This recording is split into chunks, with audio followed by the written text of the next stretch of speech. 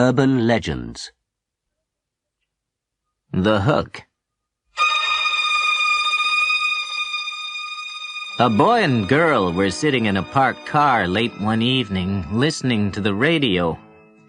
Over the radio came an announcement that a crazed killer with a hook in place of a hand had escaped from the local insane asylum. The girl got scared and begged the boy to take her home.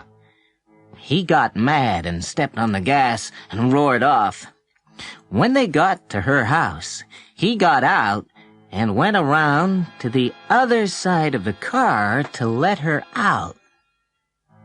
There, on the door handle, was a bloody hook.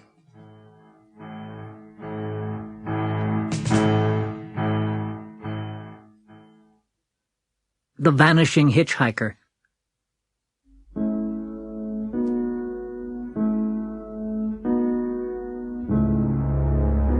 Well, this happened to one of my girlfriend's best friends and her father. They were driving along a country road on their way home from the cottage when they saw a young girl hitchhiking. She told the girl and her father that she just lived in the house about 5 miles up the road. She didn't say anything after that, but just turned to watch out the window. When the father saw the house, he drove up to it and turned around to tell the girl they had arrived, but she wasn't there. Both he and his daughter were really mystified and decided to knock on the door and tell the people what had happened.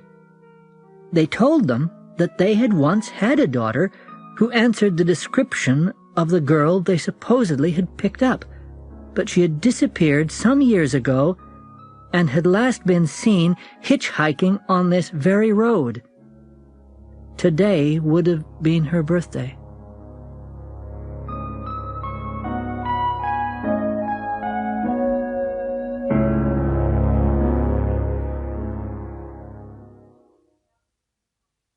The Mouse in the Bottle.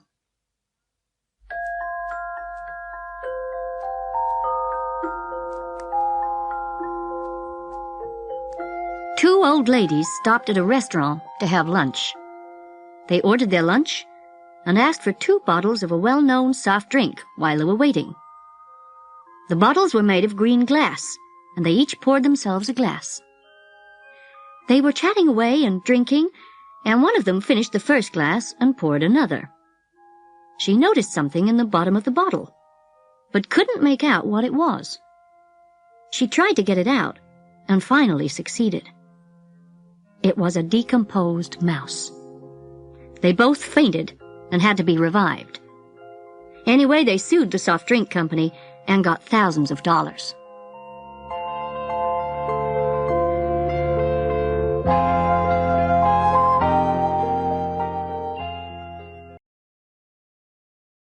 Today's story is called The Legend of Sleepy Hollow.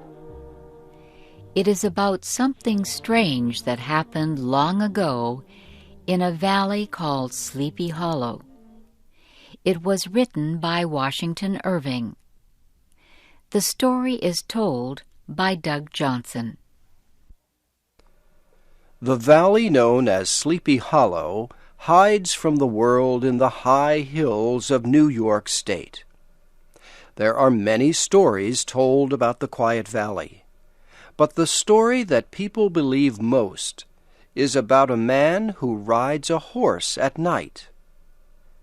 The story says the man died many years ago during the American Revolutionary War. His head was shot off. Every night he rises from his burial place, jumps on his horse, and rides through the valley looking for his lost head. Near Sleepy Hollow is a village called Tarrytown. It was settled many years ago by people from Holland. The village had a small school and one teacher named Ichabod Crane. Ichabod Crane was a good name for him because he looked like a tall bird, a crane. He was tall and thin like a crane. His shoulders were small, joining two long arms. His head was small, too, and flat on top. He had big ears, large, glassy green eyes, and a long nose. Ichabod did not make much money as a teacher, and although he was tall and thin, he ate like a fat man. To help him pay for his food, he earned extra money teaching young people to sing. Every Sunday after church, Ichabod taught singing. Among the ladies Ichabod taught was one Katrina Van Tassel. She was the only daughter of a rich Dutch farmer. She was a girl in bloom, much like a round, red, rosy apple. Ichabod had a soft and foolish heart for the ladies, and soon found himself interested in Miss Van Tassel. Ichabod's eyes opened wide when he saw the riches of Katrina's farm. Miles of apple trees and wheat fields, and hundreds of fat farm animals. He saw himself as master of the Van Tassel farm, with Katrina as his wife. But there were many problems blocking the road to Katrina's heart. One was a strong young man named Brom van Brunt. Brom was a hero to all the young ladies.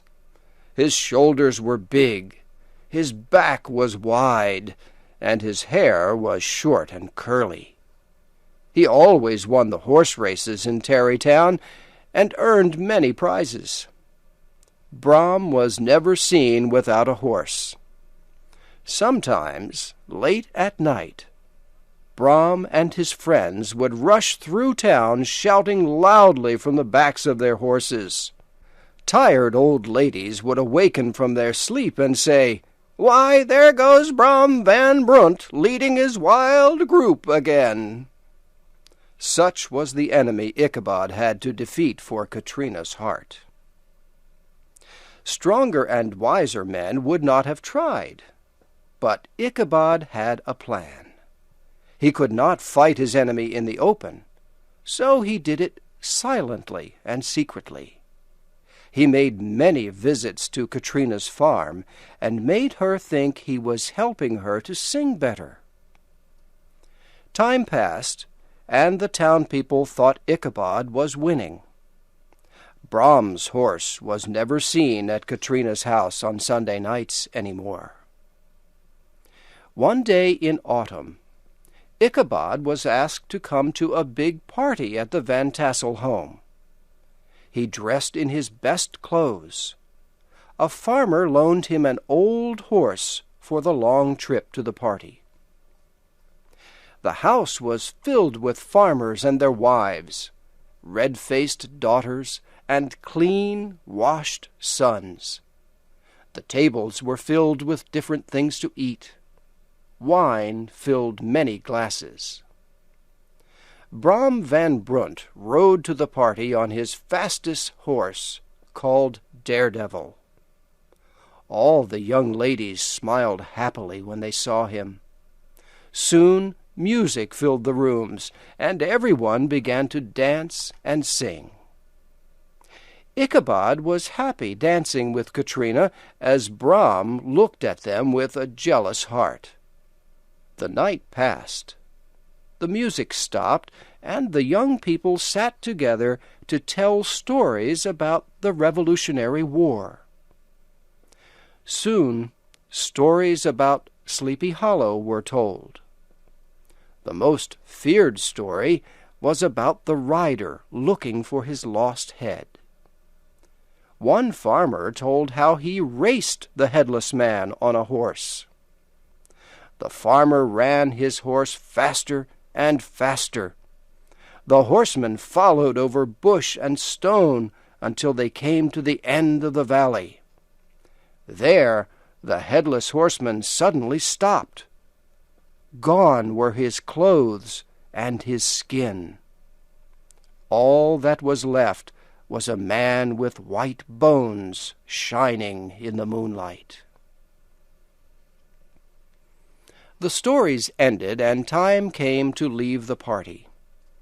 Ichabod seemed very happy until he said good night to Katrina.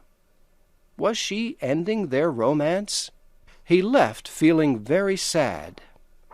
Had Katrina been seeing Ichabod just to make Brom van Brunt jealous so he would marry her? Well, Ichabod began his long ride home through the hills that surround Tarrytown. He had never felt so lonely in his life. He began to whistle as he came close to the tree where a man had been killed years ago by rebels. He thought he saw something white move in the tree. But no, it was only the moonlight shining and moving on the tree. Then he heard a noise. His body shook. He kicked his horse faster. The old horse tried to run, but almost fell in the river instead. Ichabod hit the horse again. The horse ran fast and then suddenly stopped, almost throwing Ichabod forward to the ground. There, in the dark woods, on the side of the river where the bushes grow low, stood an ugly thing, big and black. It did not move, but seemed ready to jump like a giant monster. Ichabod's hair stood straight up. It was too late to run, and in his fear he did the only thing he could. His shaking voice broke the silent valley. "Who are you?" The thing did not answer. Ichabod asked again. Still no answer. Ichabod's old horse began to move forward. The black thing began to move along the side of Ichabod's horse in the dark. Ichabod made his horse run faster. The black thing moved with them. Side by side they moved, slowly at first, and not a word was said. Ichabod felt his heart sink. Up a hill they moved above the shadow of the trees. For a moment the moon shone down, and to Ichabod's horror he saw it was a horse, and it had a rider. But the rider's head was not on his body. It was in front of the rider, resting on the horse. Ichabod kicked and hit his old horse with all his power. Away they rushed through bushes and trees across the valley of Sleepy Hollow. Up ahead was the old church bridge where the headless horseman stops and returns to his burial place. "If only I can get there first, I am safe," thought Ichabod. He kicked his horse again. The horse jumped onto the bridge and raced over it like the sound of thunder. Ichabod looked back to see if the headless man had stopped. He saw the man pick up his head and throw it with a powerful force. The head hit Ichabod in the face and knocked him off his horse to the dirt below. They found Ichabod's horse the next day peacefully eating grass. They could not find Ichabod. They walked all across the valley. They saw the footmarks of Ichabod's horse as it had raced through the valley. They even found Ichabod's old hat in the dust near the bridge. But they did not find Ichabod. The only other thing they found was lying near Ichabod's hat. It was the broken pieces of a round orange pumpkin. The town people talked about Ichabod for many weeks. They remembered the frightening stories of the valley, and finally they came to believe that the headless horseman had carried Ichabod away. Much later, an old farmer returned from a visit to New York City. He said he was sure he saw Ichabod there. He thought Ichabod silently left Sleepy Hollow because he had lost Katrina. As for Katrina, her mother and father gave her a big wedding when she married Brom Van Brunt. Many people who went to the wedding saw that Brom smiled whenever Ichabod's name was spoken, and they wondered why he laughed out loud when anyone talked about the broken orange pumpkin found lying near Ichabod's old dusty hat.